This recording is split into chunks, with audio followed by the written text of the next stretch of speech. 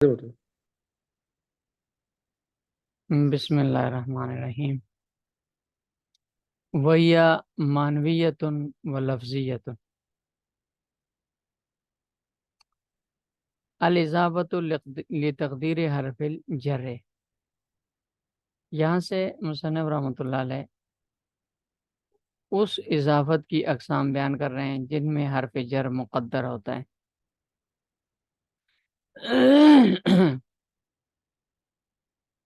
جیسے غلام و زیدن پیچھے ذکر ہوا تھا، جس میں مضاف بھی اسم ہو اور مضاف الیہ بھی اسم ہو، حرف جر مقدر ہوتا ہے. اس اضافت کی مصنف رحمۃ اللہ علیہ یہاں سے اقسام بیان کر رہے ہیں کہ اس اضافت کی دو قسمیں، اضافت معنوی اور اضافت لفظی. پہلے معنوی کو بیان کریں گے، پھر لفظی کو بیان کریں گے. فالمعنویۃ ان یکون المضاف غیر صفت مضافۃ الی معمولها. یہ اضافت معنوی کی تعریف ہے کہ اضافت معنوی وہ اضافت ہے جس میں مضاف صفت کا صیغہ نہ ہو، دوسرا کوئی اسم ہو، کہ مثلا یعنی اس میں جامد ہو، وہ معمول کی طرف مضاف ہو. معمول سے مراد اس فاعل اور مفعول بھی ہے. یا مضاف تو صیغہ صفت ہو لیکن جس کی طرف مضاف ہو وہ معمول نہ ہو. پہلی صورت میں کہ جب غیر صیغہ صفت معمول کی طرف مضاف ہو، اس کی مثال جیسے غلام و زیدن پیچھے گزرا ہے. اب غلام کا لفظ یہ صیغہ صفت نہیں ہے، اس میں جامد ہے، اور زیدن کی طرف مضاف ہے، زید فاعل ہے. اور دوسرے کی مثال یعنی صیغہ صفت غیر معمول کی طرف مضاف ہو، جیسے کریم البلد. اب کریم صیغہ صفت مشبہ ہے، صیغہ صفت ہے، اور البلد کی طرف مضاف ہے، لیکن بلد کا لفظ فاعل بھی نہیں ہے، مفعول بھی نہیں ہے. تو یہ دونوں صورتیں غلام و زیدن یہ بھی اضافت معنوی ہے، اور کریم البلد یہ بھی اضافت معنوی. تو فالمعنوی ہے تو یکون مضاف غیر صفت مضافت الی معمولها. اضافت معنوی وہ ہوتی ہے کہ جس میں مضاف غیر صفت ہو اور مضاف ہو معمول کی طرف. وہ یا اما بمعنی اللام فیما اعلیٰ جنس المضاف و ظرفی و اما بمعنی من فی جنس المضاف و اما بمعنی فی ظرف. یہاں سے مصنف رحمۃ اللہ علیہ اضافت معنوی کی اقسام بیان کرتے ہیں کہ اضافت معنوی کی پھر آگے تین قسمیں. نمبر ایک، وہ جو بمعنی لام ہو، یعنی وہ اضافت جس میں حرف جر لام مقدر ہو، اس کو اضافت لامی کہا جاتا ہے. یہ وہ ہوتی ہے کہ جس میں مضاف الیہ ما عدا جنس المضاف و ظرفی، مضاف الیہ کی جنس، مضاف الیہ مضاف کی جنس بھی نہ ہو اور اس کے لیے ظرف بھی نہ ہو، بلکہ مضاف اپنے مضاف الیہ کا مباین ہو، ضد ہو، الٹ ہو. جیسے غلام و زیدن، یہ اصل میں غلام لزیدن. تو اب غلام الگ ہے، زید الگ چیز ہے. زید غلام زید کے لیے مضاف بھی نہیں ہے، ظرف بھی نہیں، دونوں کی جنس بھی الگ الگ ہے، یعنی دونوں الگ الگ ہیں. زید الگ چیز ہے اور غلام الگ چیز. نمبر دو، وَإِمَّا بِمَعنَى من، وہ اضافت جو بتقدیر من ہو، جس میں حرف جر من مقدر ہو، اس کو اضافت بیانیہ کہا جاتا ہے. یہ وہ ہوتی ہے کہ جس میں مضاف اپنے مضاف الیہ اپنے مضاف کی جنس میں سے ہو. جیسے خاتم و فضتن، اصل میں خاتم و من فضتن، چاندی کی انگوٹھی. اب اس میں فضہ مضاف الیہ، یہ خاتم کی جنس ہے، انگوٹھی کی جنس بتا رہے. انگوٹھی، خاتم اور فضہ ایک ہی چیز ہے. نمبر تین، او بمعنی فی، تیسری قسم وہ اضافت ہے جس میں حرف جر مقدر و فی. یہ اس وقت ہوتی ہے کہ جب اس میں مضاف الیہ اپنے مضاف کے لیے ظرف ہو، جیسے مکر اللیل والنہار، بل مکر اللیل والنہار ہے. صلاۃ المسجد، صلاۃ اللیل، اس میں لیل، مسجد، یہ اپنے مضاف کے لیے، صلاۃ کے لیے، مکر کے لیے، یہ ہیں ظرف ہیں. وہ قلیل، مصنف رحمۃ اللہ علیہ فرماتے ہیں کہ یہ جو قسم ہے، تیسری قسم اضافت کی، جس میں فی مقدر ہوتا ہے، یہ بہت کم استعمال ہوتی ہے باقی دو کے مقابلے میں. یعنی استعمال تو اس کی مثالیں تو بہت ساری ہیں، لیکن پہلی جو دو اضافتیں ہیں، اضافت بتقدیر لام، اضافت بتقدیر من، ان کے مقابلے میں اضافت بتقدیر فی کم استعمال ہوتی ہے. آگے ان تینوں کی مثالیں، غلام و زیدن اضافت لام والی اضافت کی مثال ہے. خاتم و فزتن، خاتم و فزتن اضافت من والی کی مثال ہے. ضرب الیوم، یہ فی والی کی اضافت ہے، ضرب فی الیوم. وتفید تعریفا مع المعرفت و تخصیصا مع النکرات. یہاں سے مصنف رحمۃ اللہ علیہ اضافت منوی کا فائدہ بیان فرما رہے ہیں کہ اضافت منوی میں اگر مضاف مرفع ہو تو یہ اپنے مضاف الیہ کی تعریف کا فائدہ دے گا. مضاف الیہ اگر مرفع ہو تو یہ اپنے مضاف کی تعریف کا فائدہ دے گا. جیسے غلام و زیدن، زید معرفہ ہے تو غلام کو بھی معرفہ بنا دیا اس نے. اسی طرح غلام ہو، غلاموں کا، غلامی، مضاف الیہ ہو ضمیر، کاف ضمیر، یا ضمیر متکلم، یہ معرفہ ہے تو انہوں نے مضاف کو بھی معرفہ بنا دیا. وہ تفید و تعریفاً، یہ تعریف کا فائدہ دیتی ہے مال معرفت اگر مضاف الیہ معرفہ ہو. وہ تخصیصاً، البتہ یہ جو تعریف والا مسئلہ ہے نا، وہ تفید و تعریفاً مال معرفت، اس میں سے دو لفظ مستثنا ہیں. ایک لفظ مثل ہے اور ایک لفظ غیرہ ہے، بلکہ دو نہیں، اس کے ساتھ اور بھی ہیں.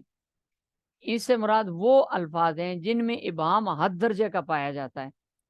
ان کو نحو کی اصطلاح میں متوغل فی الابہام کہا جاتا ہے. وہ الفاظ جو متوغل فی الابہام ہوں، جن میں حد درجے کا ابہام پایا جاتا ہے، تو وہ اگر معرفہ کی طرف مضاف بھی ہو جائیں تو وہ بھی معرفہ نہیں ہوتے. مثلا غیرہ کا لفظ ہے، مثل کا لفظ ہے، شبہن کا لفظ ہے، یہ اگر مضاف بھی ہو جائے نا اس کی طرف، معرفہ کی طرف، تو ان میں اضافت، اس میں تعریف پھر بھی نہیں آتی، وہ پھر بھی معرفہ نہیں ہوتے، نکرہ ہی رہیں گے. البتہ ان کے علاوہ پھر مضاف الیہ کے معرفہ ہونے کی وجہ سے یہ بھی معرفہ ہو جاتے ہیں. صرف لفظ غیرہ جو ہے ان میں سے مستثنا ہے، اگرچہ اس کے اندر بھی ابہام ہے، لیکن اس میں کچھ صورتیں ایسی ہیں کہ جن میں یہ معرفہ کی طرف مضاف ہونے کی وجہ سے مضاف ہو جاتا ہے. جیسے غیر المغضوب علیہم ولا الضالین ہے، اس میں المغضوب معرفہ ہے، اس کی طرف غیرہ مضاف ہوا تو اس میں غیرہ بھی معرفہ ہو گیا. اسی وجہ سے یہ اس کی طرف صراط الذین انعمت علیہم کا بدل یا پھر اس کا وہ کیا ہے، صفت قرار دی جاتی ہے. اور صفت میں چونکہ ظاہر ہے موصوف صفت میں مطابقت ہوتی ہے، اس لیے یہ معرفہ ہو جاتا ہے. اس کی وجہ یہ ہے کہ اس کا جو مضاف الیہ ہے مغضوب علیہم، اس کا مد مقابل صرف ایک ہی چیز ہے اور وہ منعمال ہے، تو اس وجہ سے اس کے اندر ہے وہ پیدا ہو جاتی ہے، تعریف آ جاتی ہے.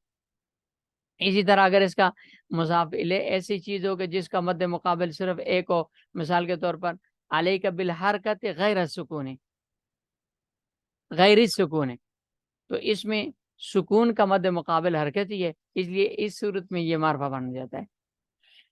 تو اس غیرہ کے علاوہ باقی پھر وہ اس میں مضاف اضافت میں مضاف الیہ کے معرفہ ہونے کے باوجود بھی وہ معرفہ نہیں بنتے. لیکن عام طور پر یہ جو اضافت ہے یہ تعریف کا فائدہ دے دیتی ہے. وہ تفید و تعریفاً مع المعرفت. وہ تخصیصاً مع النکرۃ، اور اگر مضاف الیہ نکرہ ہو تو مضاف کے اندر تخصیص پیدا ہو جائے گی. جیسے غلام و رجل، رجل معرفہ نکرہ ہے تو غلام کے اندر تعریف تو نہیں ہوگی، معرفہ تو نہیں بنے گا، لیکن تخصیص پیدا ہوگی.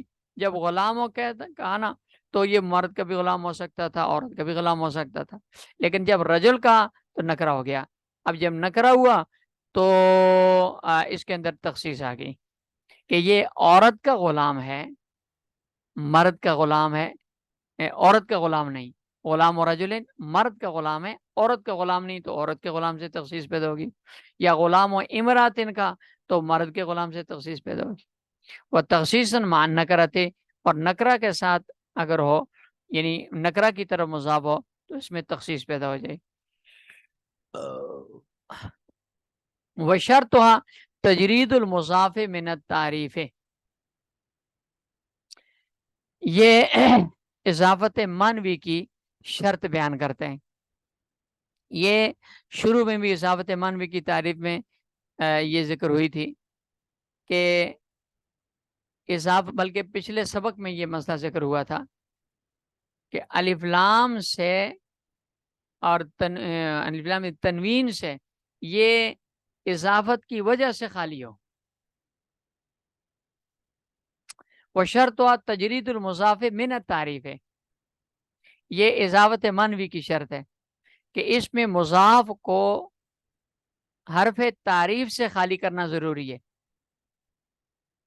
اضافت معنوی میں مضاف کو حرف تعریف یعنی الف لام سے خالی کرنا ضروری ہے. اسی طرح اگر وہ معرفہ بالعلمیت ہے تو عالم کو نکرہ کرنا، نکرہ کر کے تعریف سے اس کو خالی کرنا ضروری ہے.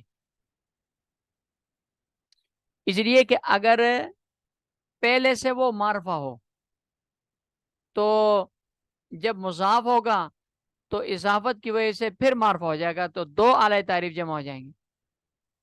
اس لیے ایک سے خالی کرنا ضروری ہے، جو پہلے سے موجود ہو تو اس کو ہٹانا ضروری ہے.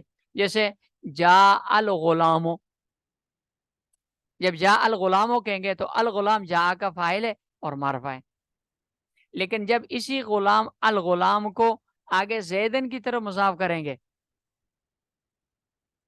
یا رجلن کی طرف مضاف کریں گے تو غلام اس اضافت کی وجہ سے معرفہ ہو جائے گا.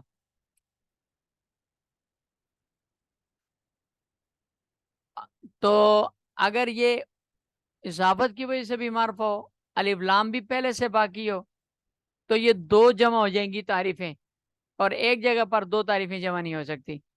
اس لیے پہلے ضروری ہے کہ غلام سے الف لام کو حذف کیا جائے، پھر اس کو ماں بعد کی طرف مضاف کیا جائے. غلام و زیدن، یہ اضافت کی معنوی کی شرط ہے. وہ شرط ہوا تجرید المضاف من التعریف. وما اجازہ الکوفیون من الثلاثۃ الاسباب وشبہ من العدد ضعیف. یہ عبارت اصل میں سوال مقدر کا جواب ہے. سوال اصل میں یہ ہوتا ہے کہ آپ یہ کہتے ہیں کہ اضافت معنوی میں مضاف کو اعلی تعریف سے خالی کرنا ضروری ہے، حالانکہ کوفی حضرات کے نزدیک تو الثلاثۃ الاسباب جائز ہے.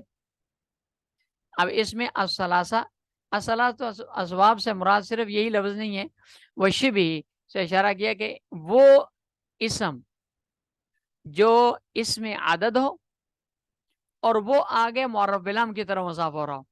اسم عدد پر بھی الف لام داخل ہو، اسم عدد معرف بلام ہو اور وہ آگے معرف بلام کی طرح مضاف ہو رہا ہو. تو الثلاثۃ الاسباب، الخمسۃ الدینار، المئۃ الدرہم، تو ان الفاظ کو کوفی حضرات جائز قرار دیتے ہیں، حالانکہ یہاں مضاف پر الف لام داخل ہے، الف لام لگا ہوا ہے.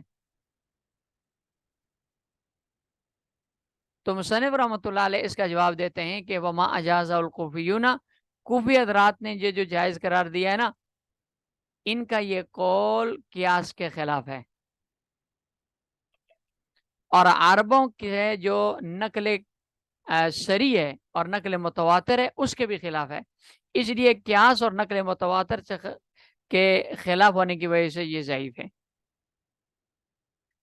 وما اجاز الکوفیون، اور یہ کوفی حضرات نے جو جائز قرار دیا ہے ثلاثۃ الاسباب وغیرہ، تو وہ شبی ہی، اور اس طرح کے وہ الفاظ جن میں اس میں عدد مضاف ہو معرب لام کی طرف، اور اس میں عدد پر بھی الف لام داخل ہو، تو ضعیف ہونا، یہ ساری چیزیں ضعیف ہیں۔ جمہور کے قول کے بھی خلاف ہے، فصحاء عرب کی نقل مشہور کے بھی خلاف ہے، قیاس کے بھی خلاف ہے، کیونکہ الثلاث کی الف لام بھی داخل ہوگا، ایک حرف تعریف الف لام آ گیا، اور دوسرا اضافت آ گیا معرفہ کی طرف مضاف ہونے کی وجہ سے، دو تعریفیں اکٹھی ہوگی، اس لیے یہ ٹھیک نہیں ہے۔ البتہ وہ جو ایک حدیث ہے جس میں آن صلی اللہ علیہ وسلم سے الف دینار کے الفاظ منقول ہیں، جس میں اس میں عادت معرب لام آگے معرب لام کی طرف مضاف ہو رہا ہے، تو اس کے بارے میں بصری حضرات یہ کہتے ہیں کہ یہ اضافت والی ترکیب نہیں ہے الف الدینار کی، بلکہ یہ بدل مبدل منو کی ترکیب ہے، کہ الدینار یہ الف سے بدل واقع ہو رہا ہے، اس لیے اس پر قیاس نہیں کر سکتے۔